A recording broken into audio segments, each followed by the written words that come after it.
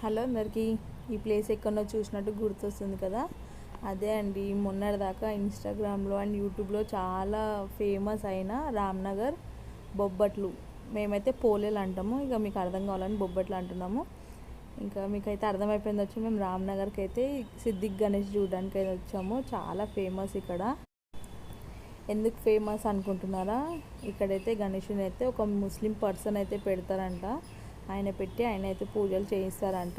చాలా మంచిది కదా, కులం మతం జాతి అనే తేడా లేకుండా చూపించున్నాడు ఆయన అయితే. ఇంకా ఇక్కడ వచ్చేసి లోపలికి ఎంట్రన్స్ వచ్చినాక గల్లీలకైతే లెఫ్ట్ సైడ్ గల్లీలకు రావాలి.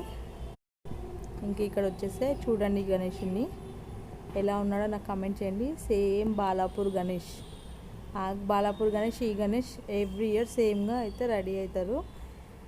ఇంకా అక్కడికి ఇక్కడికి ఏం తేడా ఉందో నాకు కామెంట్ చేయండి. మీరు కామెంట్ చేసే ముందైతే నేను చెప్పేస్తున్నాను. ఆ గణేషుని బాలాపూర్ గణేషునికి అయితే చెవులు కదులుతున్నాయి, ఈ గణేషునికి అయితే కళ్ళు కదులుతున్నాయి, అంతే తేడా. ఇంకా ఇక్కడ మీరు ఒక స్పెషల్ ఉంది ఈ గణేషుని దగ్గర. ఏంటంటే చూస్తున్నారు కదా, అవి డ్రమ్లు కాదు, అవి లడ్డూలు.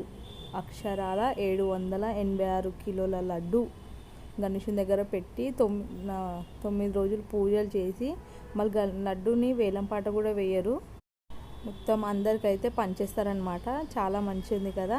చూస్తున్నారుగా ఎన్ని వినాయకులు ఉన్నాయో. నాకైతే చాలా మంచి అనిపించింది, నిండుగా ఉన్నాడు గణేశుడు. ఇంకో వీడియో కోసం వెయిట్ చేయండి. Thank you all. Subscribe to my